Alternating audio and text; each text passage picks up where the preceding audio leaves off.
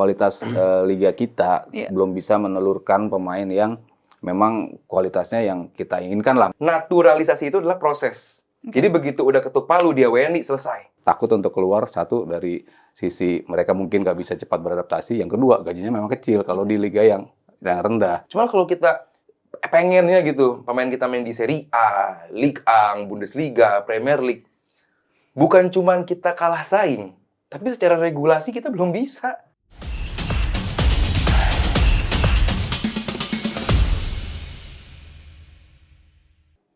Hai teman Nalar, selamat datang kembali di Tiki Taka Ngobrol Bola Pakai Nalar. Kembali hari ini bersama saya Noella Siserina dan masih seperti line up di minggu lalu ada Mas Sabto. Apa kabar Mas Sabto? Baik, Mbak. Baik, Bang Aldi, welcome back. Welcome back, thank you. Gimana nih di episode sebelumnya kayak banyak sekali repostan Mendapatkan atensi yang cukup bagus. Yes, luar biasa Atensi loh. yang luar biasa. Terima kasih atensinya. Semoga sesuai harapannya di program Tiki Taka kita bisa kasih sesuatu based on Nalar. Yes, luar biasa. Pakai nalar ya, sesuai Pakai nalar. dengan judul kita ya. Tiki Taka Ngobrol Bola Pakai Nalar. Itu, Nah, yes. kalau di episode sebelumnya kan kita bahas mengenai permainan Indonesia melawan Gini. Nah, kalau hari ini kita mau ngobrol-ngobrol santai aja ya. Iya, santai aja ya. Kita hari ini ngobrol-ngobrol santai aja. Kita nggak bahas pertandingan, Iya. nggak bahas teknis, tapi kita mau bahas berita-berita terhangat. Yes. Ini Hangat yang, ini yang lebih bahaya justru. Oh, lebih bahaya justru ya. Karena Hangat aja ya, jangan panas Oh, ya. jangan panas. Iya, Jadi ini hangat. berita-berita terhangat mengenai sepak bola Indonesia pastinya. Dan ini ada berita terbaru. Kita masuk ke berita pertama dulu kali ya. Berita terbaru bahwa Ketua Umum PSSI Pak Erick Thohir tuh memperpanjang kontrak Coach STY ke sampai 2027. Tapi tentunya ada goals dong ya. Selalu ada goals, selalu ada target yang harus dicapai. Salah satunya itu harus masuk ke 100 besar peringkat FIFA.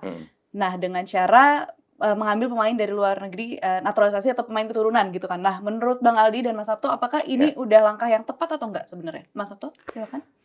Kalau untuk in order punya timnas yang bagus, sebetulnya kan sudah kita bahas dan ternyata works dengan Indonesia gitu kan. Maksudnya kan banyak negara yang mungkin nggak cocok dengan adopsi ini, tapi ternyata kita paling cocok untuk ngadopsi gaya seperti ini.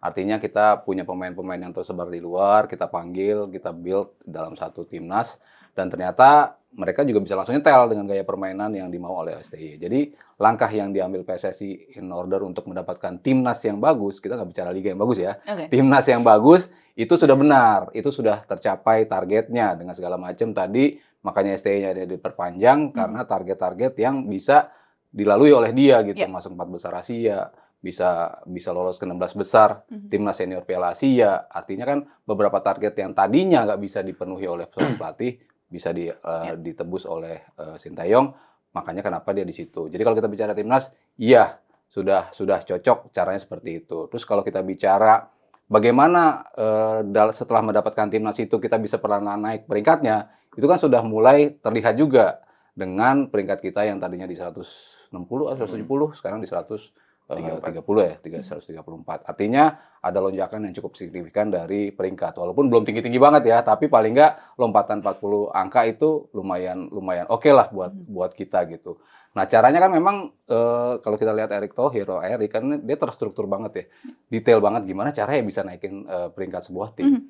Memang dia cari negara-negara yang punya peringkat di atas kita jauh, tapi kualitasnya nggak jauh beda. Itu kan banyak. Negara-negara dari CONCACAF, negara-negara dari Afrika, itu kan secara peringkat, mereka jauh di atas kita gitu. Mereka di puluhan lah. Kita bicara 70, kita bicara 80 gitu. Tapi secara kualitas, sebenarnya tipis dengan kita gitu. Dan kemungkinan kita untuk menang ketika membawa mereka main di Jakarta, dan itu terjadi dalam beberapa kesempatan yang membuat kita melompat, itu kan sudah terbukti. Works juga caranya seperti itu. Jadi memang pemilihan siapa yang menjadi lawan kita, yang ketika kita memenangi laga melawan mereka, mendapatkan poin, nah inilah yang menjadi kalkulasi kita untuk bisa naik. Jadi works dari segi membangun timnya udah benar, dari cara untuk menaikkan peringkatnya pun sudah benar juga, yang tadi saya bilang, dengan memilih lawan-lawan yang secara peringkat di atas kita, tapi kualitasnya mirip-mirip.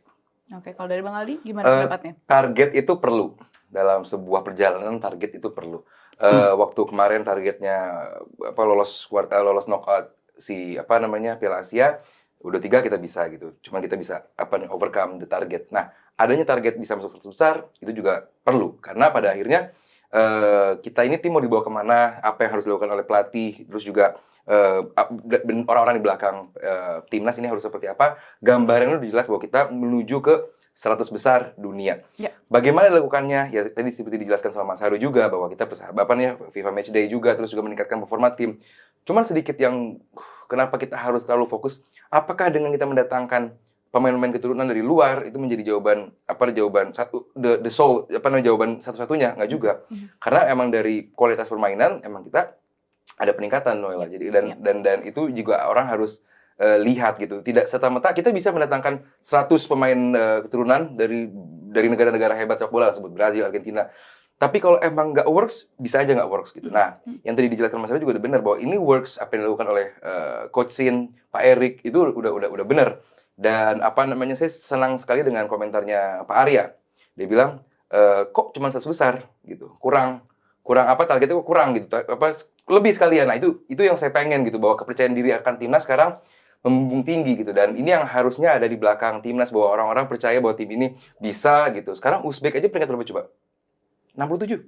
Artinya bahwa tim-tim kayak begitu tuh kayak tadi Mas Ari bilang sebenarnya di atas kita secara peringkat. Tapi kalau dilihat mainnya nggak jauh nih bisa gitu. Nah, gue pengen bahwa bukan gue juga dengar komentarnya Mas Hamdan Hamidan bahwa naturalisasi itu adalah proses. Jadi begitu udah ketuk palu dia WNI selesai. Jangan lagi sebut dia pemain naturalisasi, keturunan apa segala macam. Udah dia WNI selesai di situ dan memberikan impact. Memberikan impact. Ini kita harus berikan ke timnas juga, bahwa pelajaran, gaya hidup, cara dia reading the game, ini yang bisa kita jadikan pelajaran bagi pemain-pemain timnas kita. Gitu. Nah, kan di beberapa episode sebelumnya tuh sempat dibilang bahwa naturalisasi itu di era Pak Ete sekarang ini tuh akselerasi dalam tanda kutip. Setuju nggak? Percepatan, bener. Dan karena gini, kita tentu mungkin ya, karena yang sekarang yang udah kejadian adalah kita peringkat naik nih dalam waktu yang tempo yang nggak cukup lama, cepat juga gini kan. Ya inilah bentuk akselerasinya, adalah akselerasi dalam peningkatan FIFA, peningkatan ranking, peningkatan kualitas permainan, dan mereka masih di usia-usia yang sangat menuju peaknya, menuju prime-nya. Jadi ya saya sangat senang dengan kualitas timnas saat ini. Berarti kan bisa dibilang dengan mendatangkan pemain keturunan, naturalisasi, berarti kan bilang itu udah cukup baik gitu ya. Langkah yang diambil tepat. Langkah yang diambil tepat gitu. Nah, Mas Sabto pernah bilang nih, mindset di era Pak Ete itu kan berubah. Bukan kita ngirim pemain ke luar negeri, tapi kita datengin. Ini akan menjadi isu tersendiri nggak di liga kita? Tadi Mas Sabto sempat bilang kan, ini bukan ngomongin liga ya, tapi ini ngomongin timnas. Tapi gimana? Jadi kan pemain-pemain pasti jadinya pengennya main di luar negeri dong gitu. Ya memang paling ideal kan cara seperti itu ya. Maksudnya kita punya liga yang bagus, kita punya pemain yang kompetisinya oke, sehingga menelurkan pemain yang dilirik tim di luar. Itu kan step yang emang idealnya seperti itu gitu. Tapi kan kita serba tidak ideal ya. Maksudnya liganya kita pun harus diakui kurang ideal dari segi kualitas lah. Kita bicara liga kita terbaik bla bla bla bla, mainnya di AFC kok, bukan di Liga Champion Asianya gitu kan. Artinya kita aja nggak dianggap kualitasnya setara dengan Thailand, setara dengan negara-negara di Arab, setara dengan negara-negara di timur di Timur Tengah atau di Asia Timur. Artinya kan kualitas kita tuh masih ada di ASEAN, di level ASEAN. Biasa aja dari sisi kualitas liga gitu. Jadi kita bilang liga kita bagus, ya udah pasti enggak lah. Orang terbukti dari ketika diadu sesama regional kita nggak bisa apa-apa juga. Jadi selama itu belum terjadi, dan saya yakin PSSI pun sadar kita butuh waktu panjang nih untuk benahi liga. Tapi kita dituntut untuk punya timnas yang bagus. Jadi memang ada dua cara yang coba dilakukan. Satu, dengan akselerasi tadi, yang timnasnya seperti itu, yang sudah saya katakan tadi dibentuk, tapi liganya pun perlahan-lahan coba diperbaiki. Caranya gimana? Kita bicara liga, kita bicara grassroots. Grassroots sudah mulai dibenahi dengan adanya EPA kan. Elite Pro Academy, ada awalnya U16, U18, sekarang U20 masuk, U14 masuk. Jadi sebuah tim harus punya 4 kategori usia ini. Artinya kan perlahan-lahan pembinaannya itu sebenarnya sudah coba dijalankan. Ya walaupun masih belum sempurna, tim yang 14 masih minjem pemain SSB, pindahin ke situ, masih ada lah, dia kalah-kalinya masih ada gitu. Tapi kan perlahan-lahan setelah itu berjalan, harapannya memang muncul pemain untuk bisa main di luar gitu. Tapi kan kita juga bicara luar kan bukan luar yang langsung kita mikirnya, mainnya di Premier League, mainnya di Serie A, ya nggak gitu juga. Kita harus sadar kualitas kita gitu. Kualitas kita memang, kalau kita bicara kualitas individu, belum sampai di level itu. Makanya kalau bicara di luar, banyak kan liga-liga di Eropa yang mungkin tier 2, tier 3. Kita bicara Liga Ceko, kita bicara Liga Yunani misalnya. Liga-liga yang bukan merupakan liga-liga top dunia gitu. Kita masih bisa main di situ. Ataupun di divisi 3 atau di divisi 4 di negara-negara yang lebih established. Ataupun bahkan di Asia.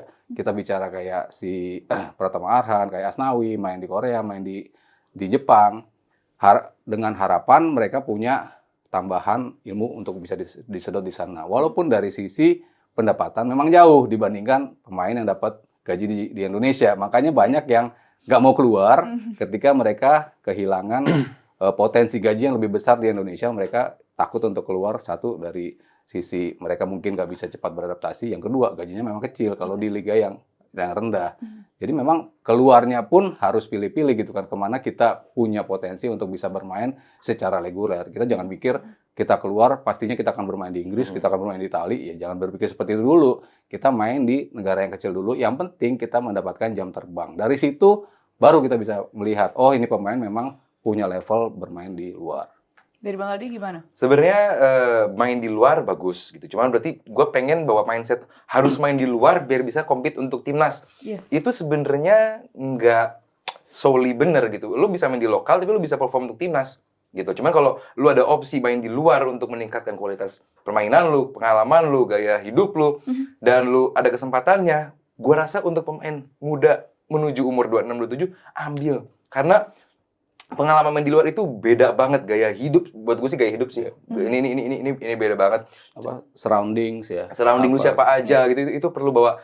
Mungkin lu belum belum tentu bakal jadi regular player di luar. Cuman bagaimana lu bisa menyerap atau absorb input lu semua ilmu gitu, lu bawa ke timnas. Kalau emang lu tujuannya pengen memberikan yang terbaik untuk timnas gitu ya, lu bisa pelajari di mana-mana gitu di negara-negara yang tadi Mas Ado bilang. Cuman kalau kita pengennya gitu, pemain kita main di Serie A, Ligue 1, Bundesliga, Premier League, bukan cuman kita kalah saing, tapi secara regulasi kita belum bisa. Yes. Kita main di Premier League contohnya, kalau lu bukan seorang Elkan Bagot yang tumbuh dari piramida sepak bola Eropa, nggak akan bisa main di Premier League. Okay. Biarpun sejago apapun lu gitu. Lu butuh poin yang juga cukup banyak, lu menjadi pemain reguler di timnas, panjang perjalanannya. Beda liga juga, Ligue 1 sama Liga Spanyol. Mereka nggak punya batasan untuk pemain non Eropanya, tapi mereka punya mereka wajib tiap main itu ada 4 orang yang bermain non EU-nya, 3 cadangan, dan lu harus compete gitu. Begitu juga Serie A. Jadi buat gua sebelum kita bilang bahwa tolong dong pemain ini masukin ke klub ini, pemain ini masukin ke klub ini, kita belajar lagi regulasi gitu, bahwa bisa dan layak secara hukumkah pemain kita main di klub-klub tersebut gitu. Bukan sekedar kita nitip pemain ke klub ini, bukan, karena sulit sekali. Dan misalkan kita let's say masalah regulasi gitu ya. Kalau masalah regulasinya sudah terpenuhi nih, gimana caranya pemain-pemain kita bisa compete? Karena Mas Sabto pernah bilang juga, nggak semudah itu buat pemain-pemain Indonesia main di luar negeri. Apalagi misalkan kalau di Eropa ya akan memilih pemain-pemain Eropa dulu, atau di Inggris milih pemain Inggris dari Eropa, baru di luar itu gitu kan. Gimana menyikapi hal ini gitu? Karena akan susah banget berarti untuk pemain Indonesia untuk bisa.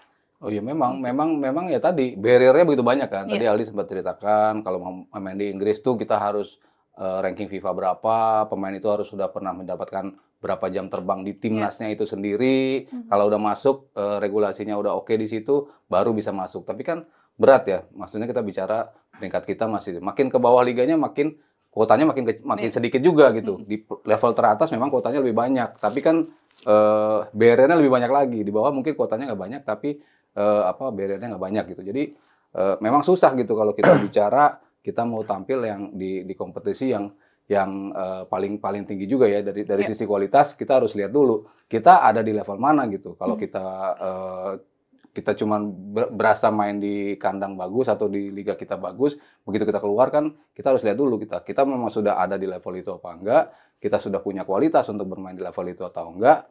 Nah baru kita bisa ukur emang ini pemain bisa nih untuk tampil di luar. Tapi kalau selama barrier-barrier itu tidak terpenuhi, ya memang kecil banget kesempatan kita untuk bisa bermain di luar. Tapi kan balik lagi, Sintayong kan saya bilang sebagai pelatih yang fair, kalau emang ada pemain main di liga lokal, emang dia bagus pemainnya, dia kasih kesempatan kan. Dia kasih kesempatan, dan enaknya ada pemain-pemain baru yang datang itu kan, ya itu tadi Aldi bilang, kita bisa menyerap ilmu kok dari mereka, how they play, how tenang mereka bermain, itu kan yang tidak punya di pemain-pemain kita.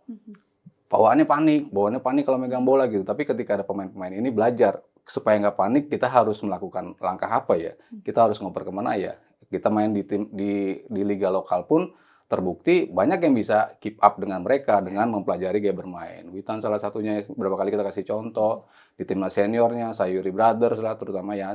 Yasa yang di sisi kanan yang tampil luar biasa pasti dipanggil terus sama Sintayong ya karena dia ngebuktiin gue bisa untuk main di timnas bersama pemain-pemain yang baru datang karena gue punya kualitas yang memang cukup untuk itu. Dan alhamdulillah juga pemain-pemain kita nggak yang takut, nggak yang panik, compete dengan pemain-pemain yang baru datang ini dan mereka senang bahwa kita bisa belajar dan mereka juga beberapa pemain yang baru datang juga saling support dengan pemain-pemain kita. Jadi buat gue ini adalah langkah yang menyenangkan bahwa sekarang timnas dalam lingkungan yang gue lihat ya, lingkungan yang menyenangkan bahwa pemain yang baru datang support dengan pemain yang baru yang udah ada gitu dan pemain yang datang pun pemain yang udah ada pun willing to learn gitu.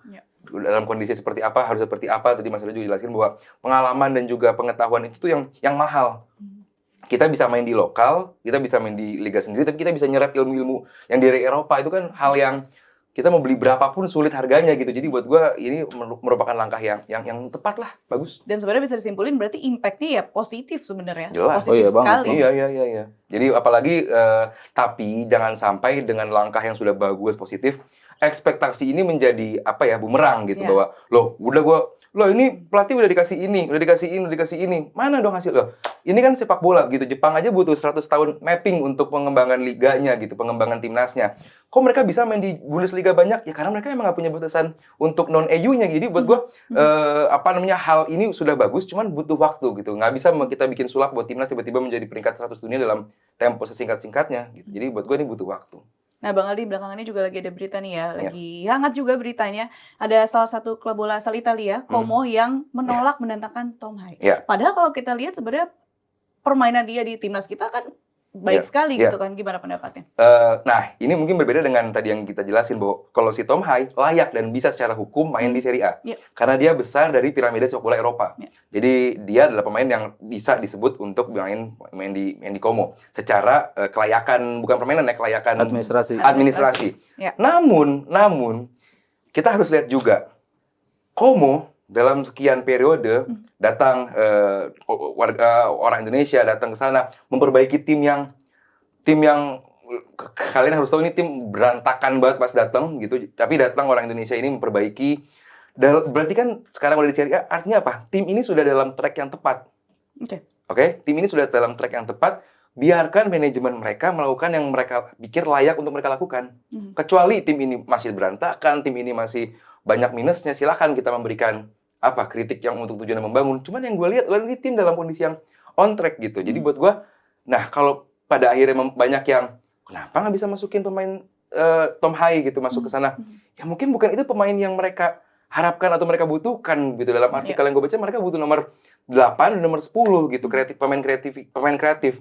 Si Tom Hai ini kan dia adalah seorang passer yang bagus banget gitu. Mungkin itu yang bukan dibutuhkan oleh Como saat ini gitu. Cuman kan ini bisa menunjukkan bahwa mungkin dalam beberapa periode ke depan tim-tim Serie A bisa melihat pemain Indonesia kalau emang mereka perform dalam kondisi yang cukup panjang. Cuman buat gua ini Como dalam kondisi on track banget.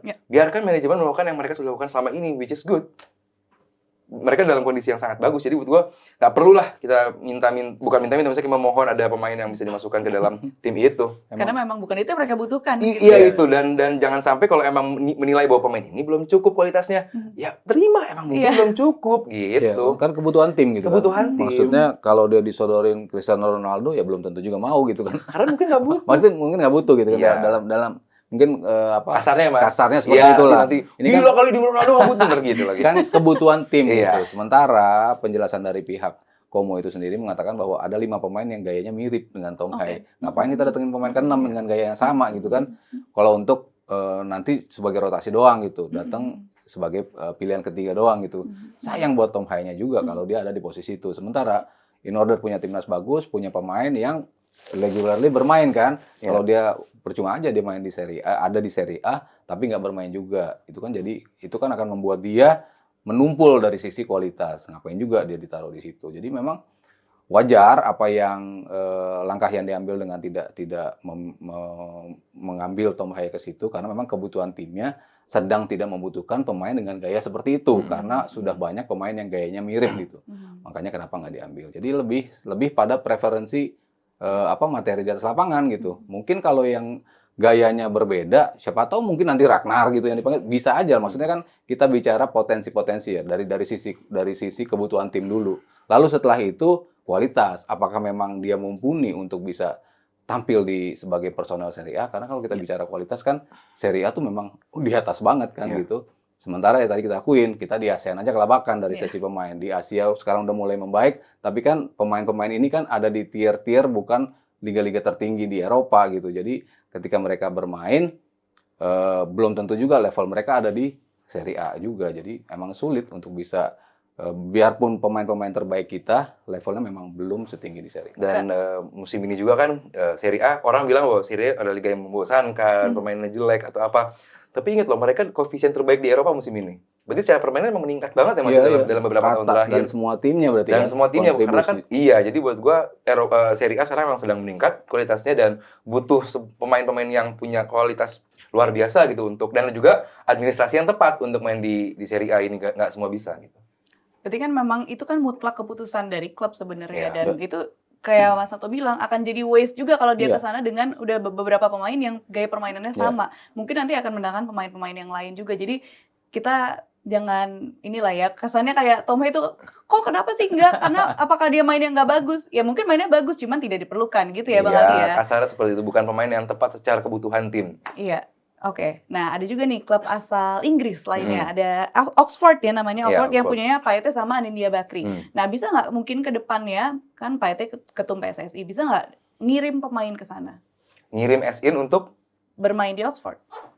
Ya kalau pemain-pemain yang tadi disebutin kayak Mas Aldi bilang, pemain yang udah tumbuh besar bersama piramida Eropa, mungkin aja, tapi apa bisa tembus dengan tim yang baru mereka naik liga kan? Oxford baru naik liga ya, bisa apa enggak? Di Championship berarti kan mereka di Championship, mereka di bawah Premier League langsung loh, di tier 2. Itu juga pemainnya, dan kalau yang biasa nonton Championship, permainannya juga lebih keras dibandingkan Premier League gitu. Jadi dan kualitasnya juga sekarang makin meningkat gitu. Sampai sekarang beberapa stasiun TV Indonesia pun menayangkan Championship karena emang secara kualitas meningkat sekali Championship, bukan sekedar lu tier 2 Premier League berarti lu jelek, enggak. Bagus Championship juga. Dan kalau pemain-pemain dari kayak Indonesia untuk main di Oxford, kalaupun emang itu jangka panjang dan juga target dari PSSI, which is gua nggak yakin gitu mengirim pemain ke Oxford, ya bisa dilakukan juga. Cuman apakah itu langkah paling tepat? Gua rasa enggak. Why? Gua rasa kenapanya? Karena lu biarkan pemain-pemain lu main di klub-klubnya saat ini, biarkan mereka belajar. Tapi Tom Haye kan umur berapa? 28, 29. Artinya sudah bisa kita ambil pengalamannya di timnas gitu, instead of dia main di mana gitu. Sementara pemain-pemain yang baru, yang melejit, yang baru di usia muda, biarkan dia cari pengalaman sebanyaknya aja gitu. Instead of ayo dong main di Oxford, karena lu main di Oxford dan main nggak? Regular player nggak? Percuma gitu. Gaji udah pasti turun. Pamor doang gini. Ini gue lihat di tulisannya di mana gitu, gue lupa Mas Ari mungkin tahu. Pemain Asia itu emang ditargetkan untuk masuk ke pasar Eropa karena tujuan apa? Numbers. Saat ada pemain Asia masuk ke sebuah klub Eropa, apapun itu, jaminan pasti secara numbers untuk engagement itu tinggi. Karena even menjadi bench warmer, bangga sekali orang-orang Asia ini saat ada pemainnya main di klub-klub mereka itu. Nah, apakah kita pengen dianggap sebagai numbers doang sama Eropa? Kalau kita masih ada di fase itu, sulit untuk berkembang. Kita harus jadikan pemain-pemain kita ini sebagai aset. Layak nggak kita main di Eropa? Kalau nggak layak, biarkan main di tempat-tempat yang mereka layak gitu. Jangan sampai sekedar main di Eropa, main di Oxford, wah keren, main di Como, yes keren. And then what? Gitu loh. Jadi buat gue sayangkan pola pikir seperti itu, karena pemain-pemain ini di timnas bagus dan gue rasa main dimanapun yang mereka layak main bisa main bagus. Nah ini menarik nih. Berarti sebenarnya pemain-pemain yang main di luar negeri gitu ya. Tapi kalau mereka nggak dapet jam terbang yang cukup, berarti sebenarnya mendingan mereka main di sini dong, karena mereka bisa berlatih. Maksudnya jam terbangnya jadi otomatis lebih banyak. Gimana Mas Sabto? Di sini tuh di Liga 1? Iya. Enggak juga sih. Oh, enggak. Kan tadi bicara kualitas lagi, jujur-jujuran aja. Maksudnya kualitas liga kita belum bisa menelurkan pemain yang memang kualitasnya yang kita inginkan lah. Maksudnya kalau ingin kita step, ya kalau kita lihat bukti ya udah berapa kali lah turnamen-turnamen ya kita nggak pernah juara dengan materi pemain-pemain ini aja gitu. Sementara begitu banyak sejarah kita ciptakan dengan kedatangan pemain-pemain ini yang level kualitasnya memang harus kita akui di atas gitu. Jadi kalau mereka balik ke sini, bahkan pemain kita yang sudah main di luar, mencicipi pemain di luar lah walaupun bench warmer, balik lagi ke sini kan sebetulnya ada sayang juga ya. Aduh harus balik ke sini lagi ya gitu ya. Tapi ya memang berarti di sana mereka belum bisa memberikan kontribusi, akhirnya mau nggak mau harus bermain di sini. Cuman kalau pemain-pemain yang sudah ada di level luar, seperti yang tadi disebutin lah, ada Tom Haye, ada Hafner, ada Janner, semua pemain lah. ya lebih baik yang mereka tetap bermain di sana gitu. Level 2 pun itu tetap jauh lebih bagus dibandingkan mereka tampil di sini gitu, bermain secara reguler di sana. Pola latihannya mereka tetap ikut, apakah mereka akan masuk starting level, masuk di bench atau kan enggak, itu kan murni pilihan pelatih kan. Apakah dibutuhkan untuk pertandingan hari itu apa enggak. Tapi dia kan sudah berlatihnya sama nih berbarengan dengan para pemain. Nah, itu kan juga mahal tadi. Mereka bisa tetap bermain, bisa merasakan atmosfer di luar tanpa harus bermain juga, tapi kan mereka sudah bisa berlatih bersama. Oke, Bang Ali, terakhir nih. Apa yang harus dilakukan oleh federasi dan coach STY untuk bisa mencapai target masuk ke 100 besar FIFA itu? Ya, dengan di extendnya kontrak STY, gue sih senang. Artinya bahwa orang-orang yang memberikan kritik kepada STY sekarang sadar bahwa oke, kita satu gerbong di belakang STY. Oke. Kritik-kritik yang kemarin kita berikan tujuannya membangun, which is bagus banget kritikan tersebut. Sekarang di satu gerbong. Oke, sekarang ada waktu buat STY melakukan hal-hal yang menurut pengkritik tersebut layak dilakukan. Bisa dilakukan dan sampai 2027 itu adalah waktu yang berapa? 4 tahun. 3 tahun bahkan. 3. Artinya ada waktu untuk STY melakukan apa yang diinginkan oleh timnas. Doable? Yes. Doable? Yes. Masuk 100 besar nampak sulit karena 100 besar gitu. Begitu lu masuk 50 besar, pemain lu bisa masuk Premier League. Artinya makin banyak pemain ini harapannya untuk main di Eropa kalau emang itu target utamanya. Melepaskan, mengimpor ekspor pemain keluar seperti kayak Brazil contohnya. Pemain-pemain di timnasnya main di Eropa juga gitu, karena mengirim pemain keluar. Kalau emang itu gambar besarnya, kita sedang on the track gitu, sedang melakukannya. Beberapa pemain kita bisa di trial ke beberapa negara untuk melakukan masuk ke klub-klub tersebut. Namun jangan sampai kalaupun nanti kita gagal masuk 100 besar di 2027, bukan berarti timnas ini gagal, karena yang punya program bagus, karena yang punya kompetisi yang bagus bukan cuma Indonesia, gitu. Jadi jangan sampai target, saya yakin Pak Erik melakukan target 100 besar karena ada base-nya, karena ada dasarnya. Kenapa 100 besar? Itu punya data-datanya. Nah, bisa apa nggak bisa, cuman jangan sampai kalaupun pada akhirnya nggak bisa, ini berarti timnas yang gagal. Buat gue nggak. Gitu. Jadi target itu setting karena memang ada foundation-nya ya, maksudnya ada gitu. Kenapa ditargetin ke 100 besar gitu ya. Kita bisa. Mas Sabto, silakan. Oh iya, 100 besar sangat doable kalau kita bicara sekarang di posisi berapa. Dalam 3 tahun ke depan masih banyak pertandingan yang akan kita lalui, masih banyak juga kualifikasi Piala Dunia pun itu kan rata-rata peringkatnya di atas kita juga, tim-tim yang kita lawan. Artinya kemungkinan kita untuk bisa mencuri poin lalu bisa menambahkan poin untuk ranking itu juga cukup besar. Jadi gue rasa 100 besar di saat 2027 kontraknya STY selesai, saya rasa amat sangat mungkin kita capai. Belum kalau kita nanti, kalau kita sampai berhasil lolos dari kualifikasi Piala Dunia juga ya Mas, ini bakal meningkatkan poin juga, meningkatkan poin kita di kapan jadwal ya. Dan sekarang AFF pun kan udah masuk kalender juga, akhirnya artinya poin dari situ pun sekarang dijumlahkan. Yang tadinya kan enggak kan, regional kawasan ASEAN tuh nggak masuk, tapi akhirnya AFC membuat itu sebagai kalkulasi poin yang masuk juga ke poin FIFA. Jadi semakin banyak peluang kita untuk bisa menambah poin, semakin besar kemungkinan kita untuk menambah poin dan menaikkan ranking. Nah, tugas kita sebagai pecinta sepak bola, sebagai masyarakat Indonesia juga tentunya kita harus mendukung juga Mas Sabto. Harus yakin juga dong ya. Iya dong. Harus yakin juga mendukung, beri dukungan buat pemain, buat federasi juga ya. Yang kalau kata Bang Aldi tadi satu gerbong di belakangnya gitu ya. Iya, gitu. Dan Pak Erik juga. Kritik boleh, nggak ada yang mengharamkan kritik. Tapi sekarang yang dikritik sudah kelihatan nih, bagus hasilnya. Oke. Thank you Bang Aldi. Berarti tetap perlu ya kritik. Berarti tetap perlu dong ya. Jangan sampai nalar dianggap sebagai media yang mengharamkan kritik, itu nggak boleh. Kritik perlu. Kritik tetap ada, nggak masalah ya. Pasti dong. Tandanya itu cinta. Tandanya cinta. Iya, kalau sayang kritik dong. Bang Aldi, thank you. Thank you Noella. Mas Sabto, thank you so much untuk analisanya hari ini dan teman nalar. Sampai ketemu di episode berikutnya. Saya Noella Sistrina, Mas Sabto Haryo, Bang Aldi Wazir pamit undur diri. Jangan lupa kasih komen-komen kalian juga di kolom komentar kalau kalian ada pendapat dan jangan lupa like, share, and subscribe. Bye.